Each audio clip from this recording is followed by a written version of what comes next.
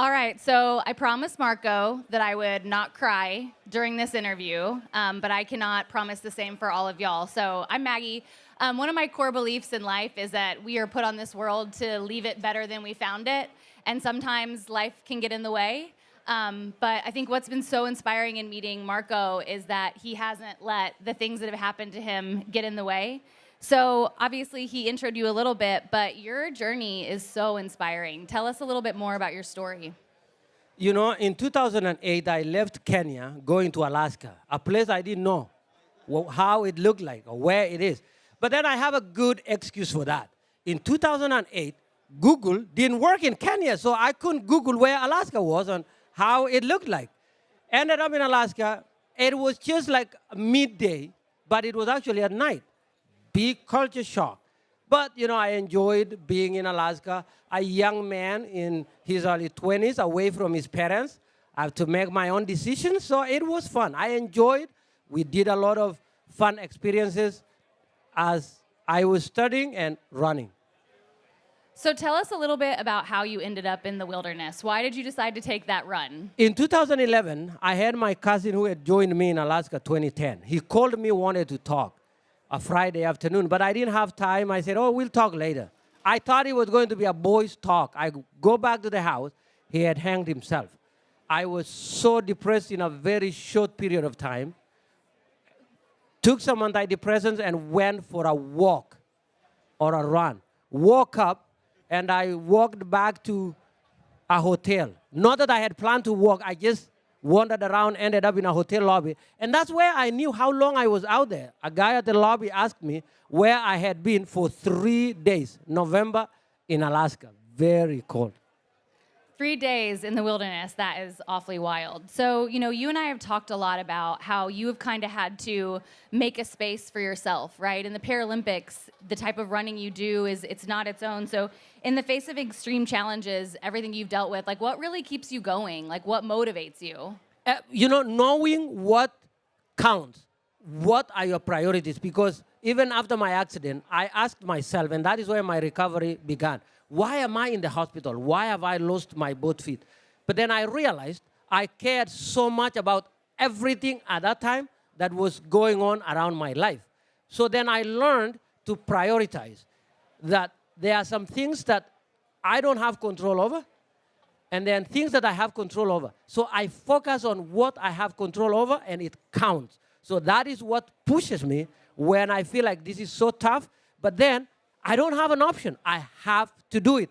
It's just like breathing. I have to do it. So then I do it, and then I move to the next thing. That's amazing. So when you talk about that, like, do you feel like continuing on that journey and running, like, is that something that you feel like has really saved your life? Yes, it saved my life, and also it's a way of me sharing my story. Because what happened to me didn't have a playbook or a manual for that matter. So I am that manual now that I'm running out there. You know, I know all of us have challenges, but my challenge is physical. People can see me and feel like, oh, poor guy running a marathon without feet. But then we have a common thing as humans, our challenges. We start talking. People feel free to talk to me. I don't know, like it's easy to talk to a guy without feet, like, okay, whatever. He doesn't have feet. He must be approachable. And then we share our challenges together. So running has helped me to spread the message of hope. And so through that, you don't just run, right? You spread the message of hope. But let's talk a little bit more about what you're doing for people back in Kenya. When I came to America 2008, I didn't know how to type. I had not used a keyboard. One time I remember I was typing a term paper in a library, and I could not find the letter B on my keyboard. So I had to look over my friend and ask him, where is the keyboard? Where is the letter B on this thing? So he showed me. So then I thought about my village back in Kenya. Kids don't have that opportunity even today. 2011, as a means of recovering and coping mechanisms, I started a school in Kenya, an elementary school, pre-K through second grade. Then we built on it subsequently. So my hope in that is to inspire, inform the next generation of kids who do not have the opportunities that we have in the Western developed countries. So that was why I started out, because of my own experiences. So what's next in that journey, and what does like help look like for you? Next is keep running marathons, reach out to people. You know, the challenge with me, if I can talk about that for a second, but athletes with disability, we have a Paralympic as an organization that offers events, but it does not offer varieties of events that Olympics, events for able-bodied athletes. I tried sprinting. Kenyans are known for long-distance running, and people ask me, why are Kenyans so good in running long distance? I said, the answer to that is so easy, because we are Kenyans. But on that, I had to come up with a way of creating a sport for myself, not a sponsored sport. I didn't have, because I was like, if it's not in Paralympics, there's no brand who will want to support it. So I started training for marathons. 2016, 2017, 18, I decided, well, living in Alaska, training for marathon is not going to happen. So I decided, with my crazy ideas, to drive, for those of you who know North America, from Alaska to Florida with 3 kids, and we made it. I think that should have been my answer for how do you go through I when agree. you have... We're going to have to start over. We're taking 90 minutes. But then I went back to Florida, started training for marathons, not knowing where it will take me. But I put all my time on it. $0. I would wake up so much early in the morning, run. But then, because of what happened, I started running crazy times. I started with 252, 242, 237, and then I ran a 235. But in between there, I got some sponsorship. But still, the sponsorship does not give me that ability to do what I want to do even more, which we still appealing to brands out there, that there are so many disabled athletes out there that are so capable in doing what is not offered in Paralympics, that will need somebody to invest on them, because they have incredible ability that will inspire the next generations of kids. Just like I'm sitting here now thinking, 235 for a marathon.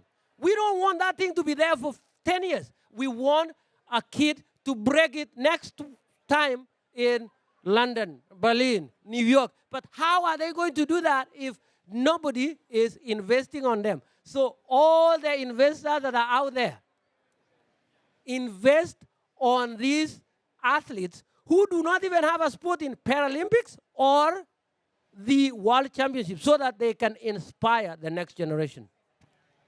I lied about not crying, so that's a whole thing. One of the things that you said that like keeps hitting me and I think is so special about you is you really did have to make your own space. You were the first, you were the only. That's kind of been the theme this week. That comes with its own challenges, right? And so like, how do you get up in the morning and decide, I'm going to make my own space, and I'm going to do it again today, and I'm going to keep being that presence for other people?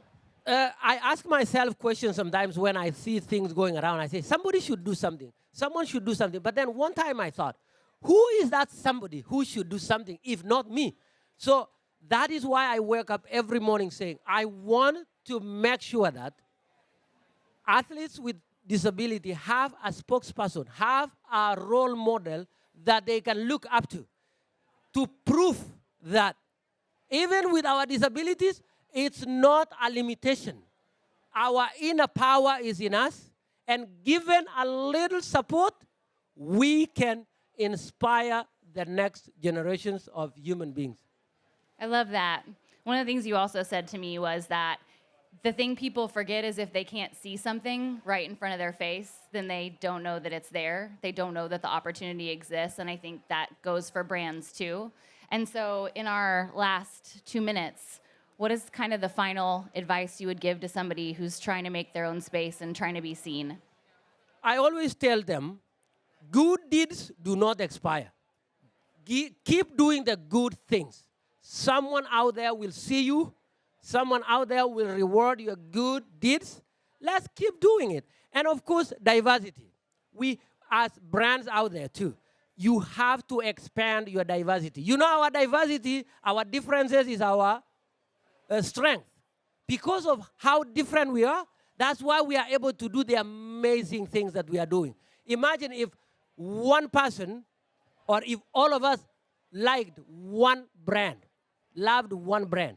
Would we be anywhere with so many brands that we have? No, but that is the strength from our diversity. So from an investor point of view, look out there and ask yourself, what is this that I want to support? Let's not go to the finish line and wait for an athlete like Marko, who somehow is a Kenyan and is blessed to run marathons, and then wait there to invest on them. Think of ways of going back to the community, letting them know what your brand cares about. But you can do that, though, through an athlete like myself. I can be the spokesperson to tell them, hey, company XYZ are interested in sponsoring you in whatever crazy dream you are doing, because we all know that good deeds does not expire. I love that. So Marko has a ton of pictures on his phone of his school, if you want to check them out. After this, he is so open to talking about his story, and he's just a really special human. So thank you so much. Is there anything else you want to say while we have you? I am flying to Kenya this afternoon to go, and we have a grand opening for the school this Saturday. And I just wanted all of you to be thinking about this project. And if you are interested in maybe wanting to talk more with me, my website, very simple. It's markocheseto.com. Just that, and we can connect, and together we can change the next generations. Awesome. Thank you.